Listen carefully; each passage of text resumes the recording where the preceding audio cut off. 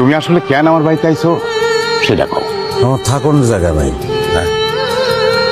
আজকের রাতটা আপনার বাড়ি থাকতে দিবেন আমাদের। নিজের এত বড় বাড়ি থাকতে আরেকজনের বাড়িতে থাকবা কে? তুমি এখানে স্বামীর যদি থাকার জায়গা না থাকে স্ত্রী কি ঘরের ভিতর বসে থাকতে পারে? তুমি যখন দ্বিতীয় বিয়েটা করছিলা আমি তোমার কিছুই করি নাই। তোমার মনে আছে কিনা জানি না, আমি শুধু তোমার একটা কথাই কইছিলাম,